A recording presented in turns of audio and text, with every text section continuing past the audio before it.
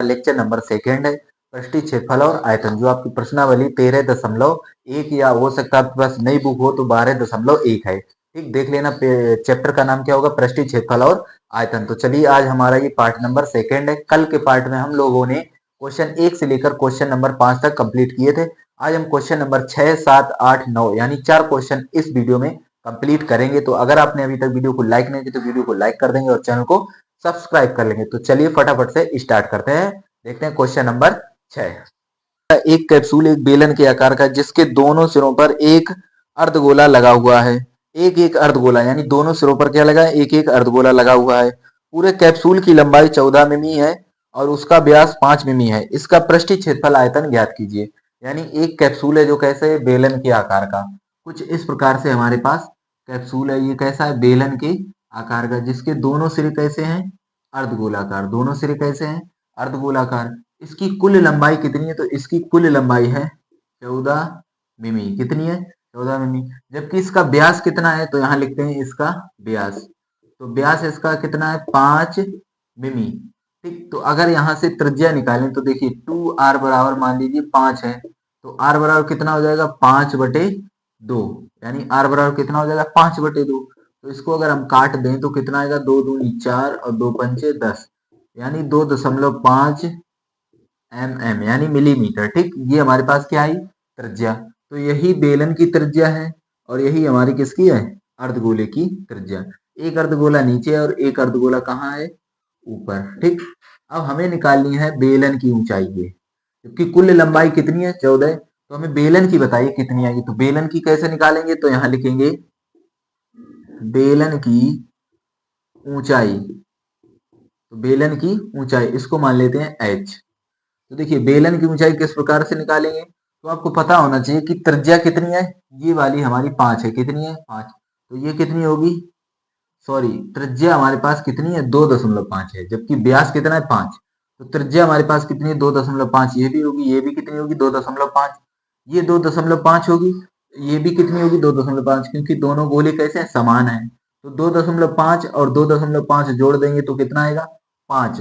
यानी total height से हम 5 को माइनस कर देंगे, यानी कुल ऊंचाई तो कितनी है, 14 मिमी, और इससे हम माइनस कर देंगे 5, क्योंकि ढाई इधर और ढाई इधर। कहने का मतलब 2.5 ये और 2.5 ये, इसको हम माइनस कर देंगे दोनों तरफ से, तो हमारे पास h आ जाएगी। तो कितना है, दोनों ढाई ये और ढाई ये, तो कितना हो जाएगा, 5। तो यहां से अगर घटाएंगे तो कितना आएगा, 9। तो ये हमारे पास क्या आ गई, h, जो किसमें है, मिलीमीटर में। तो इसका पृष्ठीय क्षेत्रफल ज्ञात कीजिए। तो पृष्ठीय क्षेत्रफल क्या होता है, तो यहाँ लिखेंगे पृष्ठीय क्षेत्रफल। पृष्ठीय क्षेत्रफल का मतलब होता है इस कैप्सूल का पृष्ठीय क्षेत्रफल ज्ञात कीजिए, यानी संपूर्ण पृष्ठ।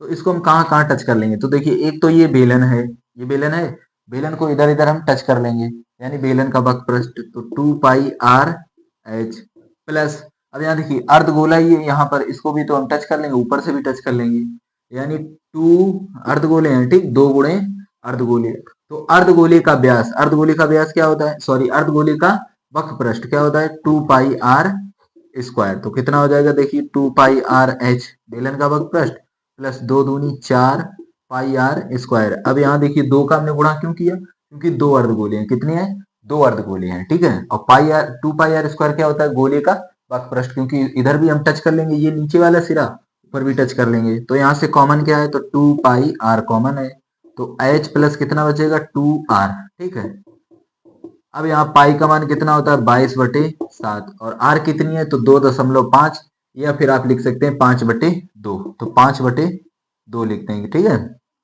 और h हमारे पास कितनी, 9। यहाँ आप 14 नहीं रखेंगे, क्योंकि 14 आपके पास कुल ऊंचाई है। हमें किसकी चाहिए, बेलन, क्योंकि ये वक्र पृष्ठ किसका है, बेलन का। तो बेलन की कितनी है, 9, और यहाँ r कितनी है, 5/2। ठीक, तो यहाँ से देखिए ये और ये कैंसिल हो जाएगा, और 22 पंचे कितना होता है, 110 और बटे 7। यहाँ 2 से 2 ये कैंसिल हो जाएगा, तो बचेगा कितना, 9, और प्लस यहाँ बचेगा 5। ठीक, तो 110/7 गुणे 9, 5 कितना होता है, 14, और 7 से काटेंगे 7 दूनी 14, तो कितना आएगा, 110 गुणे 2, जो कितना होता है, 220 mm²। क्योंकि भुजाएं या जो हमें दिया गया था वो किसमें है, सेंटीमीटर में। जो इसका मात्रक है वो मिलीमीटर में है, मिलीमीटर में, तो आंसर भी किस में आएगा, मिलीमीटर में। ठीक, तो चलिए इसको आप स्क्रीनशॉट कर लीजिएगा। फिर हम देखते हैं क्वेश्चन नंबर 7। क्वेश्चन नंबर 7 लिखा है, कोई तंबू एक बेलन के आकार का है जिस पर एक शंकु अध्यारोपित है।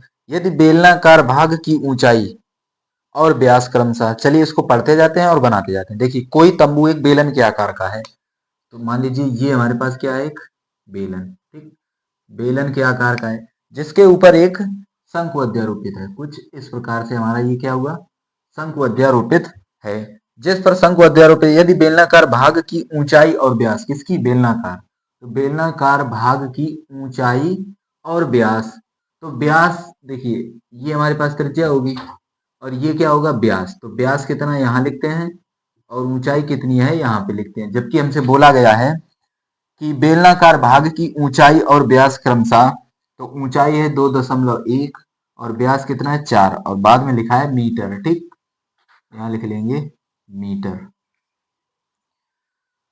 तथा शंकु की तिर्यक ऊंचाई, तो शंकु की तिर्यक ऊंचाई ये होती है एल। ठीक, तो एल बराबर कितनी दी गई, 2.8 मीटर। ठीक, हमने यहीं पे लिख दिया, ये है शंकु की तिर्यक ऊंचाई। इस तंबू को बनाने में प्रयुक्त कैनवास का क्षेत्रफल ज्ञात कीजिए। क्या ज्ञात करना है, क्षेत्रफल। इस तंबू को बनाने प्रयुक्त कैनवास का क्षेत्रफल ज्ञात कीजिए, साथ ही 500 रुपए प्रति मीटर स्क्वायर की दर से खर्च ज्ञात कीजिए, ये हमसे कहा गया है। ठीक, अब देखिएगा इसको किस प्रकार से हल करेंगे। तो यहाँ पे सबसे पहले हम लिखते हैं व्यास, यानी 2r बराबर 4। तो r बराबर कितना आएगा, 4/2 यानी 2 मीटर। तो हमारे पास जो त्रिज्या आई वो कितनी आ गई, 2 मीटर। ठीक, अब इस कैनवास का क्षेत्रफल ज्ञात करना है, तो ये क्या लिखेंगे, तंबू का क्षेत्रफल। जबकि सवाल में लिखा है तंबू के आधार को कैनवास से नहीं ढका गया, यानी इस चीज को हमने नहीं ढका, बाकी जितना है ऊपर से नीचे तक कपड़ा लगा दिया, नीचे से खोला है। ठीक है, क्योंकि कैनवास नीचे से आधार इसका खुला है, यहाँ कपड़ा नहीं लगाया गया। तो ऊपर हमारा क्या है, शंकु, तो शंकु का वक्रपृष्ठ यहाँ लिख ले हैं, शंकु का वक्रपृष्ठ प्लस,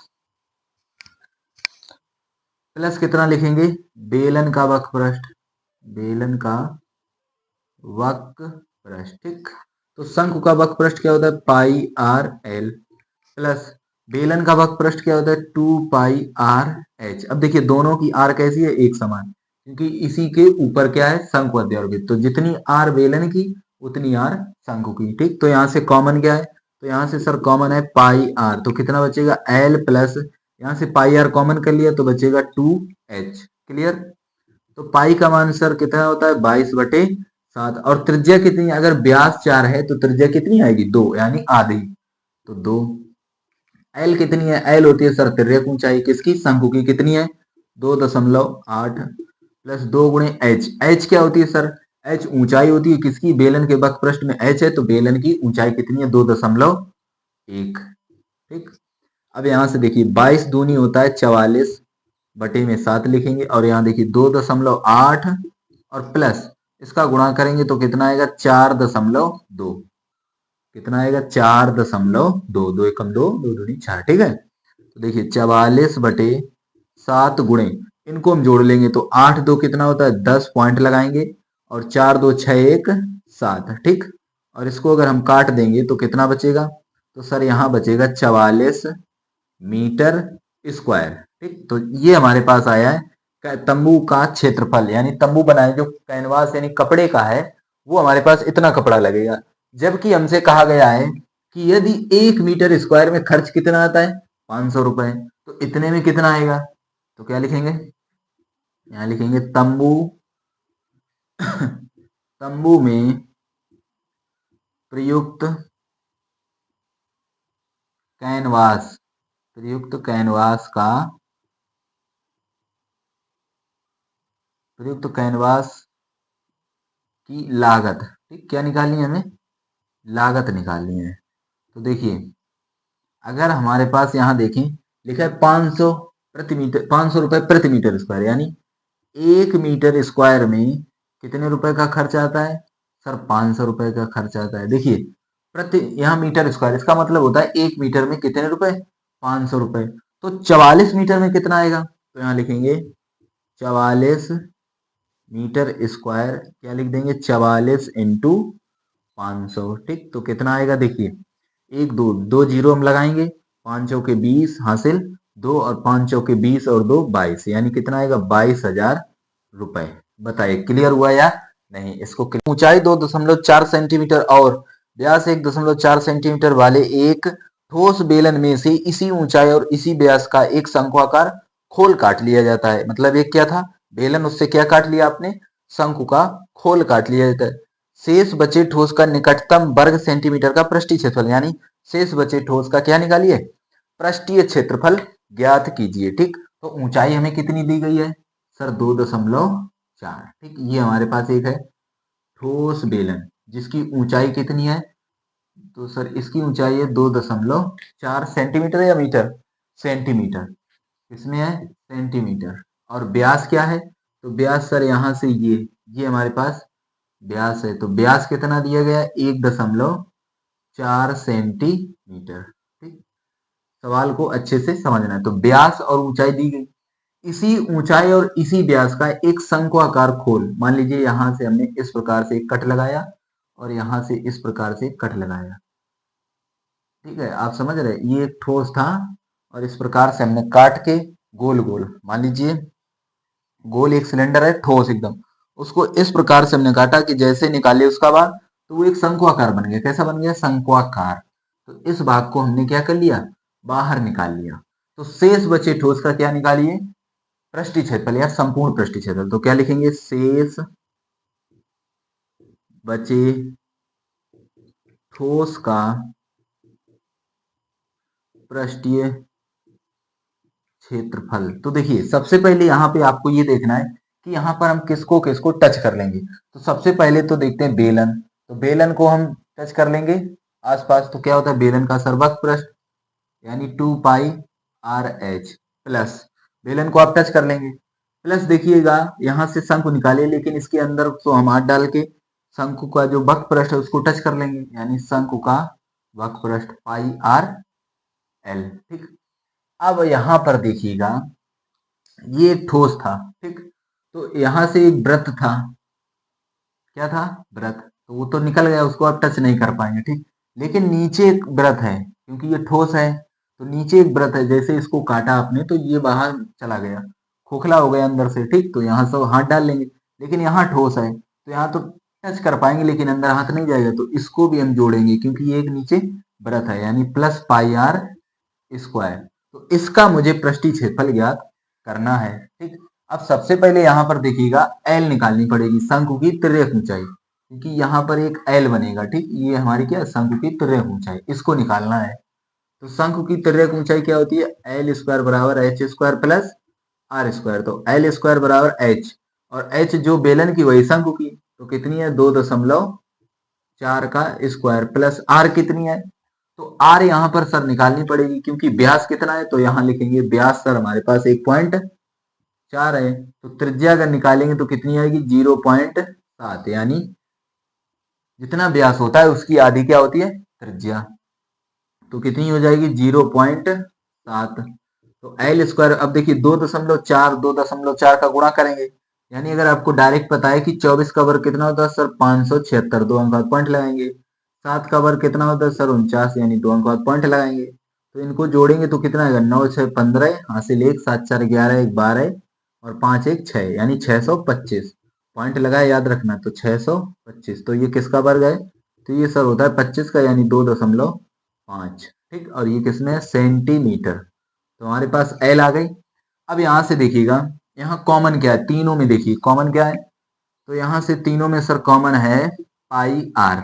ठीक, πr यहाँ पर भी है, देखिए πr यहाँ पर भी है और πr यहाँ पर भी कॉमन है। तो यहाँ क्या बचेगा? 2h प्लस एल प्लस यहाँ से एक r बचेगा, क्योंकि r² था, एक r बाहर आ गया।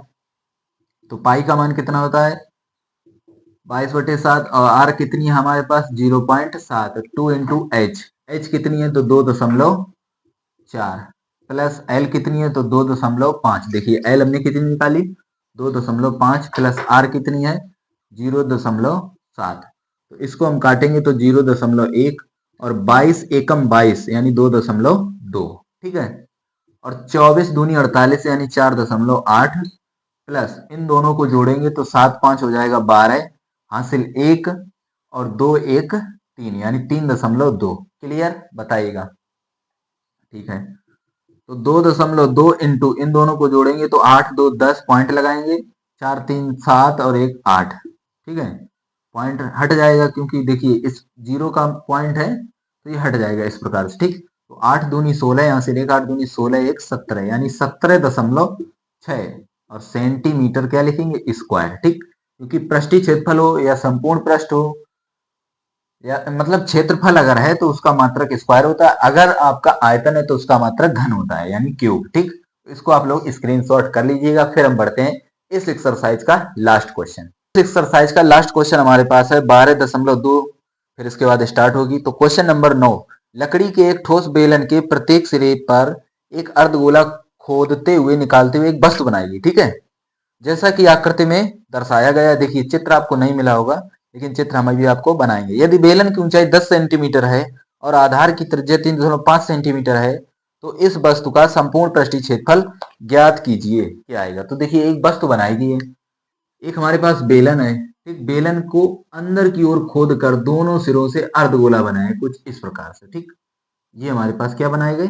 अर्धगोला दोनों सिरों से, यानी नीचे से भी और ऊपर से भी इस प्रकार से अर्धगोला नीचे से बनाए गए, जिसकी ऊंचाई कितनी है और त्रिज्या कितनी है। तो ऊंचाई आपको दी गई है 10 सेंटीमीटर और त्रिज्या है 3.5। तो ऊंचाई है ऊंचाई है 10 सेंटीमीटर और जो हमारे पास त्रिज्या है आर वो कितनी है? 3.5 सेंटीमीटर, ठीक है। तो इस वस्तु का संपूर्ण पृष्ठीय क्षेत्रफल, तो इसमें क्या करना है? तो लिखेंगे वस्तु का संपूर्ण पृष्ठीय क्षेत्रफल। तो देखिए संपूर्ण पृष्ठीय क्षेत्रफल का मतलब क्या होता है? देखिए क्षेत्रफल का मतलब होता है जहां जहां उस वस्तु को आप टच कर पाए। क्या कर पाए? टच। तो देखिए बेलन है, बेलन को साइड साइड हम भाई टच कर लेंगे, साइड साइड क्या कर लेंगे? टच। तो उसको हम जोड़ देंगे, यानी बेलन का वक्रप्रस्थ 2 पाई आर एच प्लस, देखिए अर्धगोला तो खोद के निकाल लिए लेकिन यहाँ पर ये अर्धगोले को हम अंदर से टच कर पाएंगे?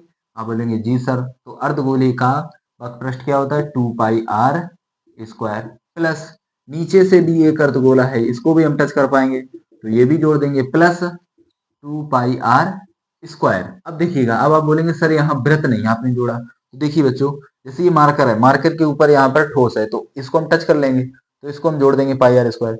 लेकिन यहाँ से तो खोद कर निकाल लिए तो वो जो ढक्कन ऐसा था वो हट गया, ठीक है। तो ये कितना हो जाएगा? 2 पाई आर एच प्लस टू कितना हो जाएगा? 4 पाई आर स्क्वायर। यहाँ से कॉमन कर लेंगे 2 पाई आर तो कितना बचेगा? एच प्लस 2 और एक बचेगा आर। तो 2 पाई का मान 22/7 इंटू आर कितनी है? तो आर है 3.5 और एच हमारे पास कितनी है? 10।